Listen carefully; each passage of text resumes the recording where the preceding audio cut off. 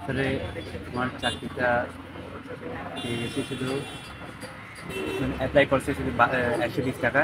তারপরে পরীক্ষার সময় পেমেন্ট করতে হয় 40 টাকা।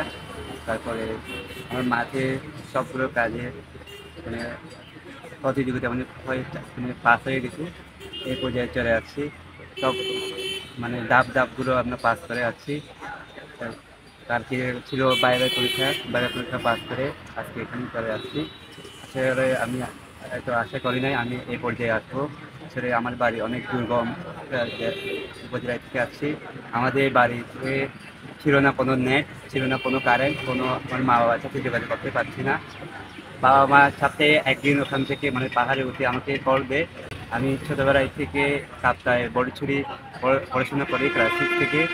তখন সাথে একবার আমার বাবা মার সাথে কথা হয়, এতে অনেক মানে নিজেকে খুশি রাখতেছে এবং মানে দুঃখের প্রকাশ করতেছে। কারণ আমার মা বাবা এখনো আমার চাকরিটা পেয়েছে এখনো জানে নাই।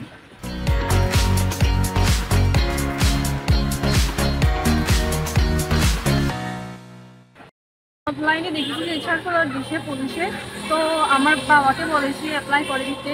120 টাকা নিচ্ছে অ্যাপ্লাই।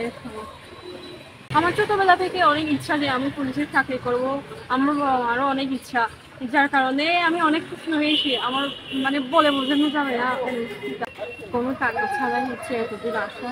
আর প্রথম অবধি মানে প্রথম থেকে আর কি শুধু হচ্ছে ওই আবেদন আর আমাদের রিটার্ন পরীক্ষার ওই মানে কনফার্ম করার জন্য 40 টাকা, এই 160 টাকার মধ্যেই হচ্ছে আমার চাকরিটা হয়ে গেল।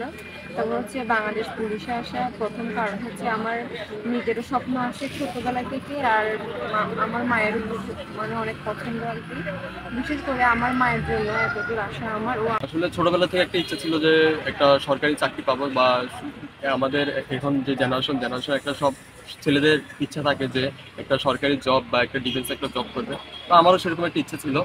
তো সেই জন্য যখন পুলিশের নিয়োগ কনস্টেবল নিয়োগ বিজ্ঞপ্তিটা দেওয়া হয়, তো ওটা আমি দেখার সাথে সাথে এরপর গিয়ে কম্পিউটারের মাধ্যমে আবেদন করার পর ওখান থেকে মেসেজের মাধ্যমে জানিয়ে দেওয়া হয় যে এত তারিখ আমাদের মাঠ কার্যক্রম পরিচালনা হবে। তো আমরা শারীরিক সক্ষমতা যাচাইয়ের জন্য 3 দিন আমাদের একটা সময় দেওয়া হয়েছিল। ওই 3 দিনে বিভিন্ন ধরনের পরীক্ষা নেওয়া হয়েছিল শারীরিক সক্ষমতা।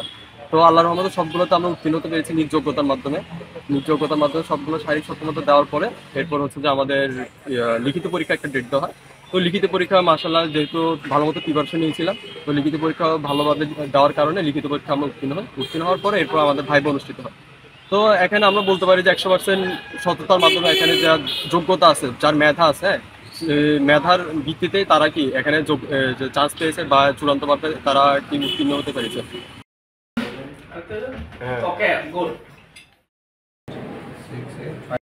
বিশেষত সামাজিক যোগাযোগ মাধ্যম এবং আমাদের প্রত্যেকটা থানার মাধ্যমে আমরা প্রচার চালিয়েছি।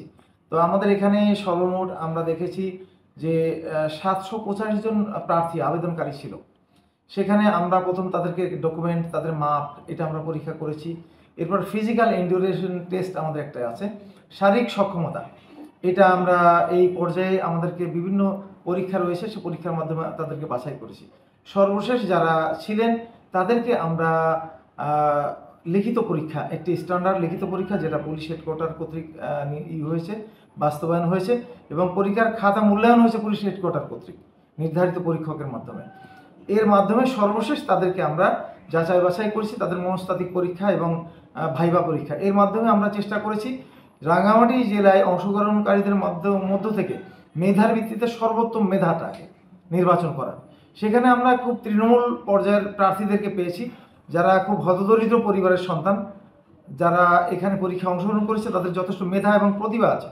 সেই প্রতিভাদেরকে আমরা অন্বেষণ করেছি যৌক্তিক প্রক্রিয়ায়, এবং এভাবে আমরা সমাজ থেকে মূলত মেধাবীদেরকে বাছাই করে বাংলাদেশ পুলিশে নিয়োগের প্রক্রিয়ায় আমরা সম্পৃক্ত করার চেষ্টা করেছি। Okay, good.